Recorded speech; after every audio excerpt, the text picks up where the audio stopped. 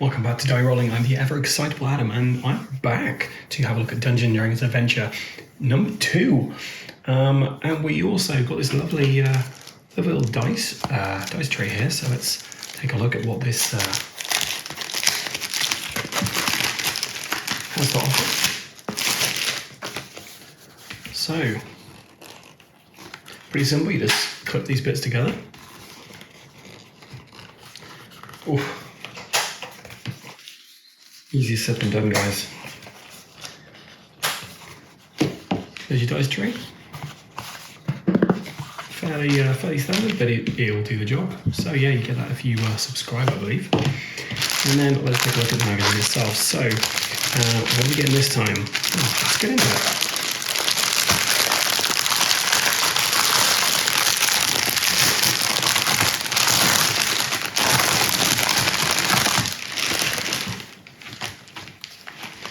Okay, so first of all we have our dice, which are yellow this time around. So that's the dice we get, and a little tray here. There we go, perfect. Yeah, they feel perfectly fine. And they're not the best yellow dice you're going to find, but you know they'll do, I guess. But yeah, they're perfectly usable for what you would be using for. And you know. You've got one set of kind of black and red dice for the initial one, and you've got these coloured dice. I wonder whether you can get dice with every issue. I don't know, but you'll certainly be getting your money's worth here. Especially with D&D 5th edition, you tend to have to roll 2 d20s when you're rolling for advantage. So yeah, that will come in handy. Yeah, okay, so that's the dice. So, new and exclusive adventure, Spellcasting Explained, which is, you know, I think the book needs to be a bit bigger than that for explaining spellcasting. But what is important about that is the fact they don't tell you how to use spells in the first issue, as far as I can remember. And you can play a rogue, and it tells you how to gain advantage and inspiration. Welcome to the Forgotten Realms. So a little bit of gunf over there, and it tells you about what you can find in each of these places. We talk about advantage and disadvantage and inspiration, which, you know, that's bardic inspiration, rule of cruel, resting and hit dice. Difference between short rest and a long rest. Spellcasting Explained talks about spell slots. This would have come in really handy when I was trying to teach my kids how to play this game. Spell level, use of spells, anatomy of spell, components and duration. I'll be honest, I don't really use components when I do Dungeons and Dragons because I think it slows the game down too much. But I always feel like with any kind of role-playing game, the rules are more of a guideline. So we talk about concentration, rituals, preparing wizard and cleric spells. So wizard and cleric separately, rest and recharge. Then we go into some races here. So we have the humans. Famous humans down here. So you have something about Elminster the Sage, Catibri, Companion of the Hall, and Minsk, Rashomon Ranger. Which probably means stuff to anyone who's read D&D books, but I haven't. Then we have the Rogue. Talks about what rogues are like, sneak attack. So it's interesting. First level tells you how to use a sneak attack in like a decent amount of detail there. That's pretty interesting. If they're going to do that for each class and each of the different areas, their skills and stuff, that would be pretty interesting.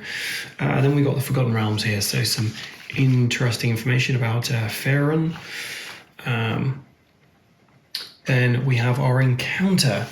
So this is just for the DM only. So if you're looking at this and you're not a DM, which I don't think you will be, you won't be not a DM looking at this video, I imagine. This is the next encounter. So you can use the pre-generated character sheets that came with the first one, or you can go to dndbeyond.com/characters/build and make your own from there. So we've got there the encounter overview in this one. And this time around, what are we doing? Well, looks like we got a forgotten vault we've got to get to. The party must recover the Elf Queen statue from the vault underneath the ruined villa and return it to Darren for a reward. Okay, so that's what we're doing. We've got a nice little map here. There's about every little thing in there, and we've got some animated armor and a juvenile mimic to come across. And we've got these little, I don't know about you guys, but these look like baubles to me. Some little baubles of information there. And then we've also got a little handout, I guess. So this is the map that Darren L. Edemarth will hand out. So you could photocopy this and hand this out to the players, I guess. Or just scribble this down for them. Right, what else we got here? Well, I recognise this. This, my friends, is Fandolin. Not Fandolin, this is continent. Well, what I recognise this as is basically the map that you get in the overworld map you get in the D&D starter pack. So yeah, but this is a lot bigger. And we've got Fandolin just down here. But it's a really, really nice map, good quality. On the other side though, guys, that is a waste. Nothing on the other side, just a red kind of background. That is a shame. But hey, we got a new mission. We've got an actual map for the areas we're going to be exploring. We've got some information on rogues, how to cast spells, some nice yellow dice, and obviously a dice tray. So that's everything you get inside this edition of Dungeons & Dragons Adventurer. I will be hopefully running these on the channel, just one shots and see how these actually play out. We'll keep going. If you guys still want to see this stuff, then just let me know in the comments below if you want to keep checking out these Dungeons & Dragons Adventurer magazines, and maybe I'll do a review of these as we're going through.